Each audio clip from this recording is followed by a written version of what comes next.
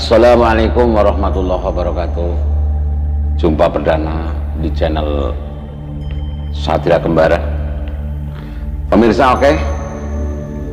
Di episode ini kami akan menceritakan tentang silsilah dan babak Kabupaten Banyumas, yang mana kabupaten ini adalah tanah kelahiran kami tergugah untuk mengupas tuntas tentang silsilah dari Kabupaten Banyumas yang dulunya bernama Kabupaten Wirosobo. Yang akan kami ceritakan, ada hubungan apa Kabupaten Banyumas dengan Majapahit?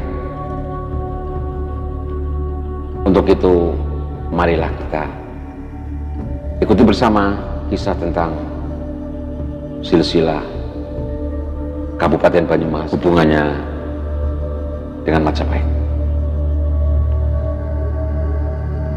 Tersebutlah pada sekitar tahun 1466 Masehi. Saat itu Kerajaan Majapahit dipimpin oleh Prabu Brawijaya V. Prabu Brawijaya V punya saudara, yaitu Raden Haryo Baribin. Siapa Raden Haryo Baribin? Dia adalah putra dari Prabu Brawijaya IV dengan Permaisuri Dewi Tapen atau Sekar Lumajang. Prabu Brawijaya V merasa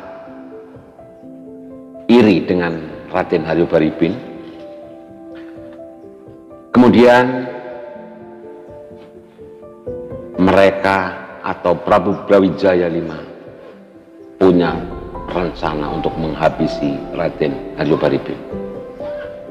Singkat cerita, suatu ketika diutuslah seorang pembunuh bayaran untuk menghabisi Raden Haryo Baribin. Karena Raden Haryo Baribin seorang yang waskito, seorang yang mumpuni, suka bertapa, maka dia pun dapat wisik supaya pergi dari kerajaan Majapahit. Dia pun pergi bersama pengawalnya,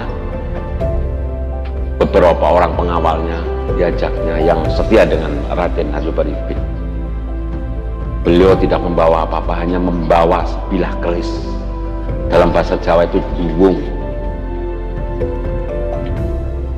Kemudian pergilah Raden Haryo Baribin terus ke arah barat,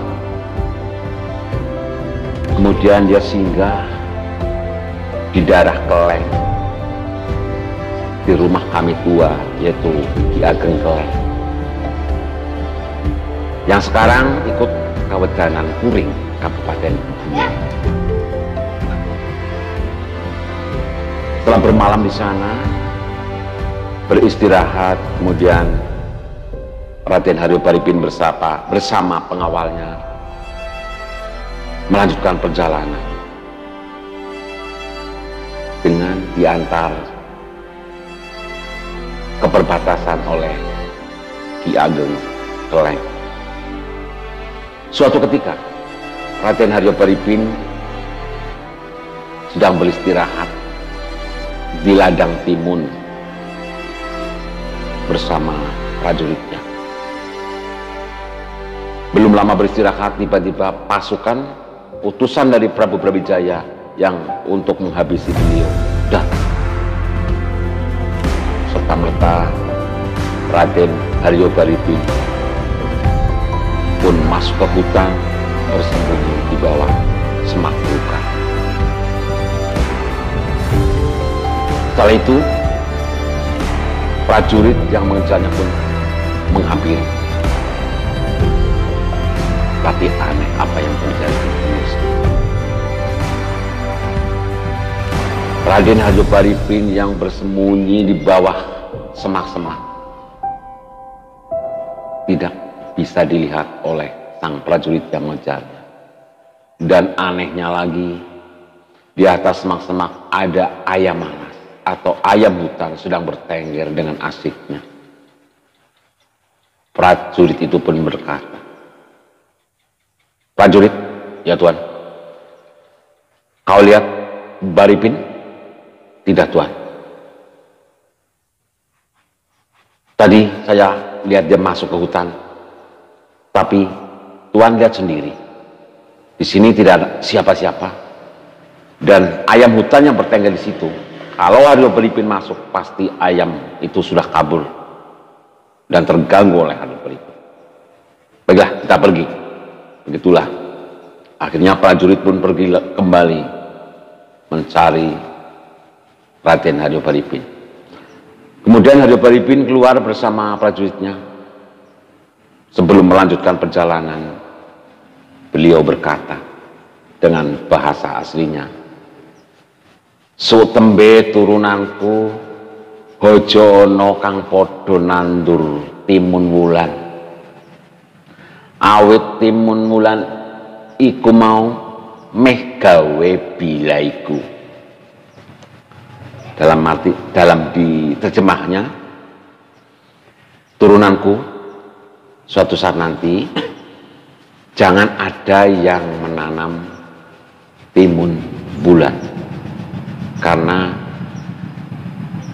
timun bulan hampir saja mencelakakan aku dan kalian. Pemirsa, kemudian Raden Harjo Paripin pun mengucapkan wewaler kepada turunannya dengan bahasa aslinya lagi. Sepisan meneh, "Tedak turunku besok ojo ono kang daksya marang ayam malas.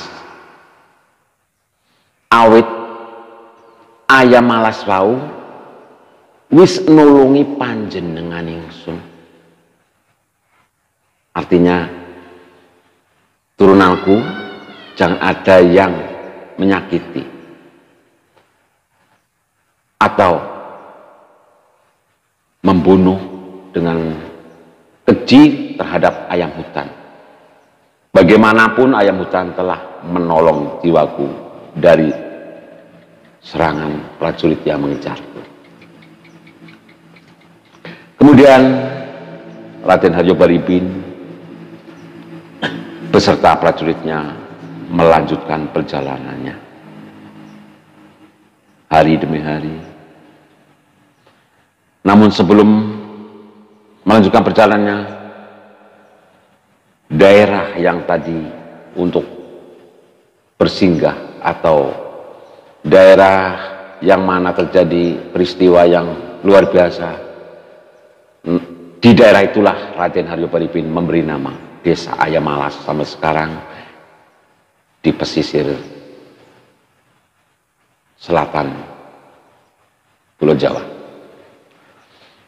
Setelah melanjutkan ke arah utara, sampailah beliau di daerah Kejawar yang sekarang ikut Karsidenan Banyumas, dan pada waktu itu masih ikut Kadipaten Wirosobo. Kemudian dia singgah di rumah Sang Meranggi ataupun empu, yang mana Sang Meranggi itu tukang membuat orang keris. Kemudian beliau melanjutkan lagi sampai singgah di daerah Pasir Luhur, sekitar 2 km dari kota Purwokerto sekarang. Hari demi hari perjalanan Harjo Paripin terus ke arah barat, sampailah beliau di kawasan Pakuan Pajajaran. Setelah mendapatkan tempat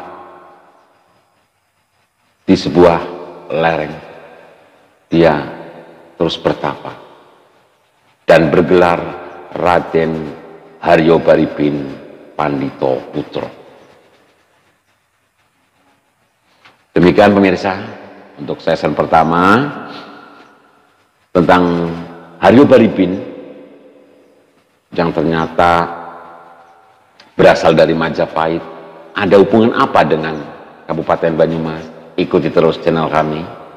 Jangan lupa like, subscribe, komen tentunya. Terima kasih. Wassalamualaikum warahmatullahi wabarakatuh.